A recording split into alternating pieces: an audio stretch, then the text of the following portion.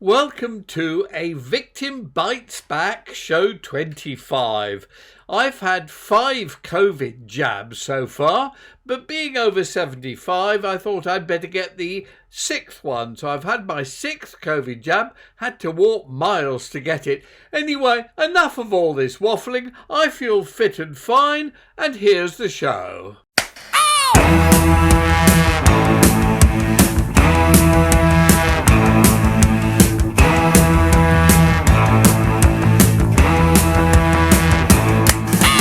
Up to Liverpool, the Coronation, loads of stuff in this week's show.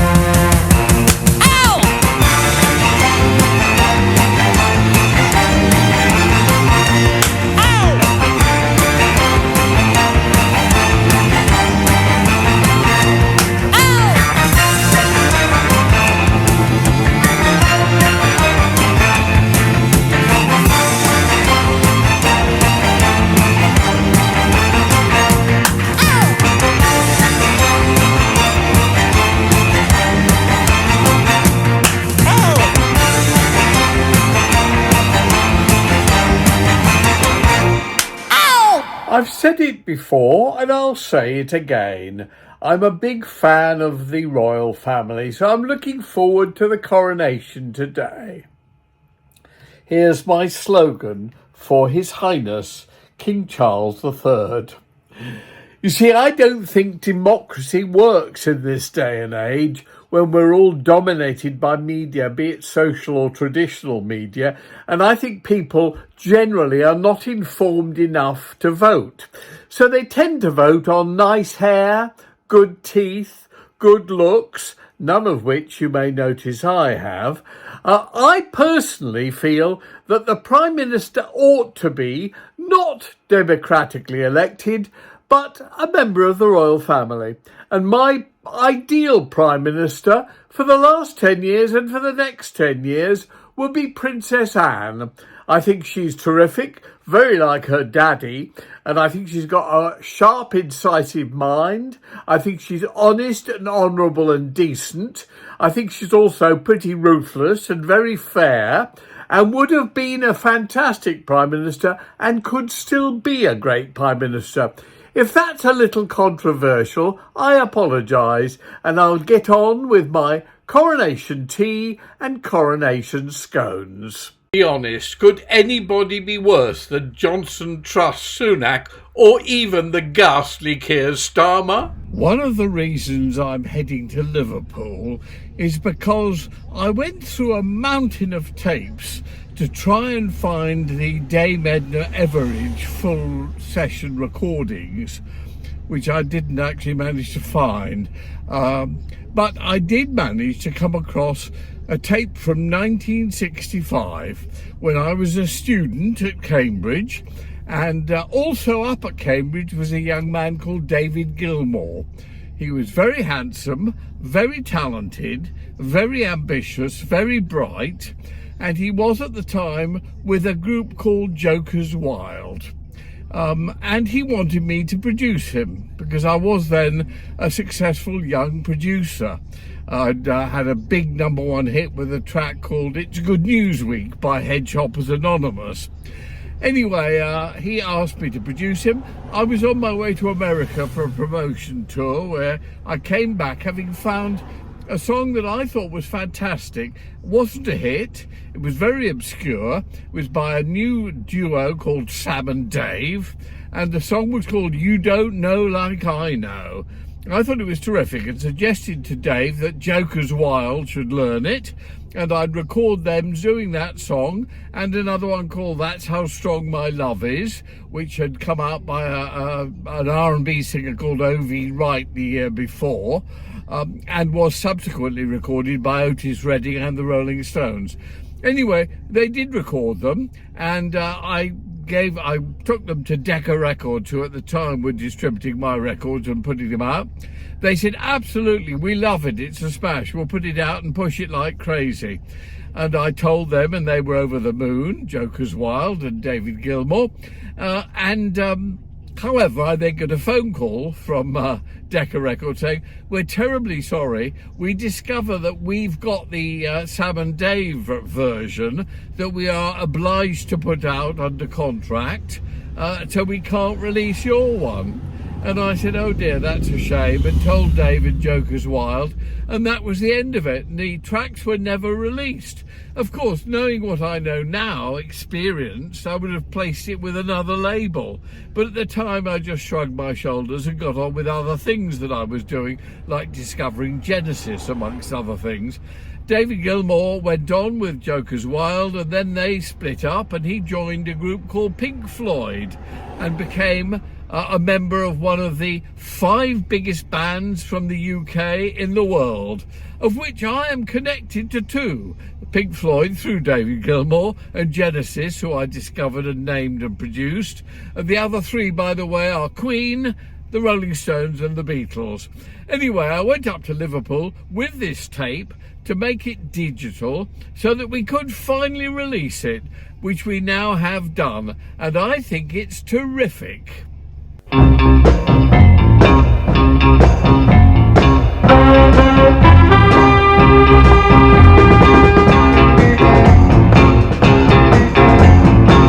Don't know like I know what that woman has done for me. In the morning, she's my water. In the evening, she's my cup of tea. And as long as I live, whenever, ever I cry, I go to her like a miracle. Everything is alright.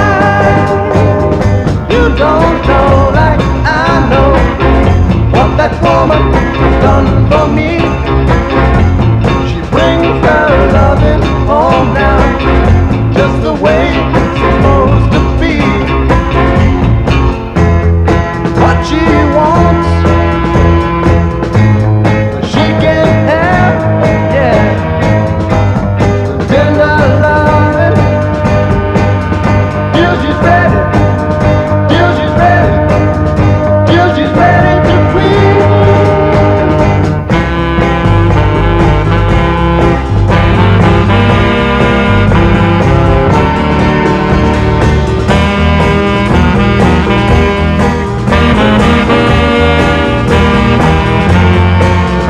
And as long as I need her, ever, ever I cry, I go to her like a miracle. Everything is alright. You don't know like I know what that woman has done for me. In the morning, she's my water. In the evening, she's my cup of tea. Nobody knows, nobody knows, nobody knows like I know. You don't know, don't know, don't know, don't know. You don't know what the world needs. You don't know. Okay, so it's very 1960s. We recorded it actually in mono in the old recording studios in Denmark Street, Regent Sound, that I used to use in those in that era. So did the Rolling Stones and various others way back then.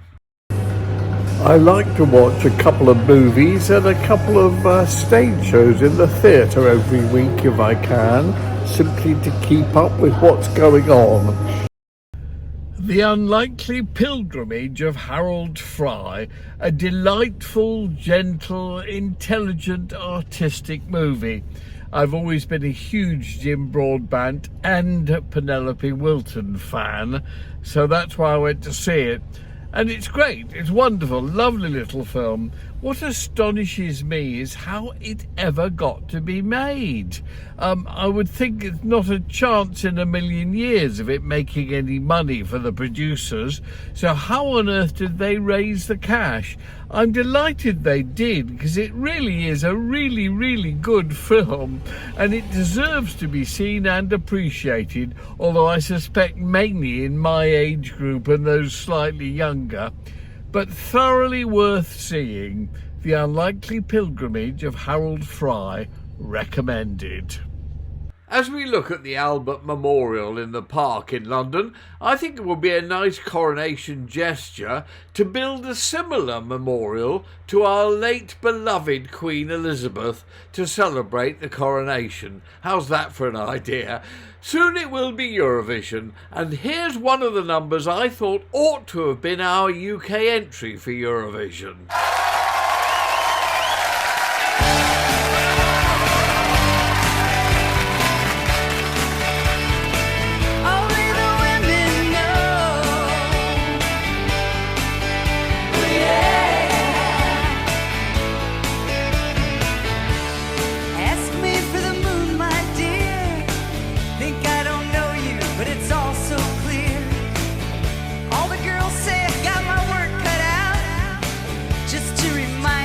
What it's all about. Only the women know.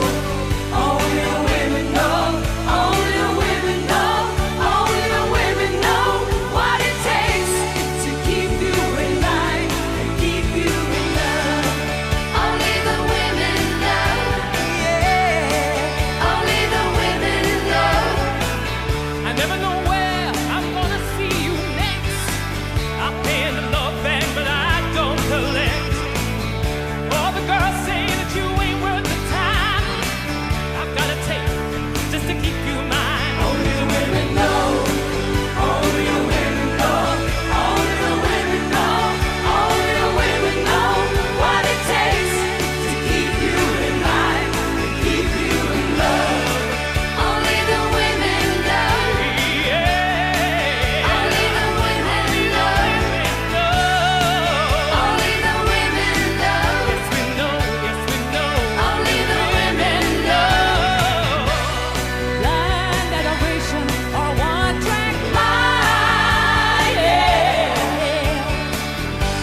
For one fascination to have you and hold you and love you all of the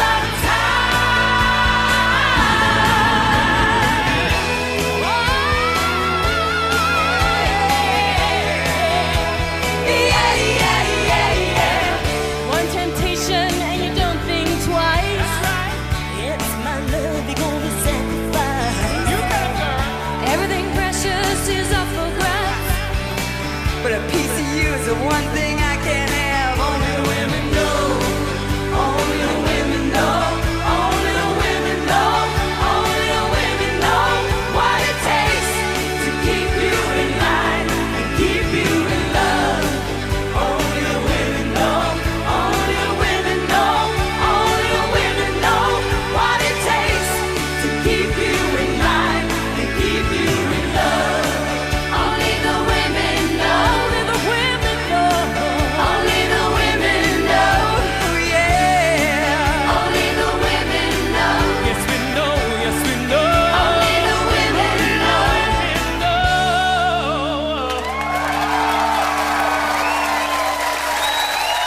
Six generations of women. You spot Sharon D. Clark there. from teenagers all the way up to ladies in their 60s. And I thought that was a damn good song, and if it had been entered by the UK, I think it would have won Eurovision. However, I was running Eurovision at the time, and the BBC were very nervous about the conflict of interest of me actually being behind the entry. So I had to sort of remove myself from that point of voting and the choosing. And I have a suspicion that executives at the BBC thought, hang on a moment, we'd be better off if that wasn't our one selected, and tweaked the votes down. So it came second in the UK vote, and I think Nikki French instead was the winner. Not such a good song, and it didn't do very well in Eurovision, unfortunately. As I've mentioned earlier in the series, at that point, Surrey Police became involved in my career, and I stopped looking after Eurovision, and we had many years as the UK of doing not well at all. I have to say, it's all picked up over the last year or two. I think Sam Ryder legitimately won last year, and I think actually we stand a very good chance winning this year. Anyway, let's wait and see. Before we get into that, we have the Coronation. And as I mentioned earlier, I'm a big fan of King Charles and the royal family in general. Everybody tends to moan because they've got too much money, but I think they do a terrific job, honestly, with decency, and jobs that they didn't ask for, but they just got, they inherited. And would you want to be King or Queen of England? I certainly wouldn't, although of course I am in a way a King of England. If I was King of England, or even Prime Minister, the thing I'd change first is I'd sort out the judicial system and the legal system with corrupt and bent police officers, a lot of whom are being exposed now, corrupt and bent lawyers, a lot of whom are being exposed now. But the main thing to get right is the media. It's clear now that the vast majority of allegations of sexual abuse are false. Mainly, we know that because a tiny percentage are prosecuted, and of that, only a tiny percentage results in a conviction. I think the conviction rate is under 2%, which is ridiculous. But what is ridiculous is that the media and the public don't understand that that means the vast majority are false or wrong or mistaken or malicious, or people after making money, or people after getting revenge when a love affair went wrong. For all these various reasons, the decent police, which I think is the majority of police officers, investigate and realise pretty quickly it's fake, so it's not pursued. However, the public, encouraged by the media, seem to think that's a getting away with it situation. No, it's not. When on earth will the great British public start realising that the false allegations industry is the exploding crime of this century? It's a global problem. Look at this FBI illustration of false allegations in America. This year so far, 97% false. Anyway, we get ready for our coronation of King Charles, which will happen next weekend, and the entire town is packed with visitors and displays of marvellous flowers everywhere. There are even bicycles that are painted up or bedecked with flowers. Everybody appears to be celebrating, and a good thing too. That's it for episode 25 of A Victim Bites Back. See you in episode 26. Ow!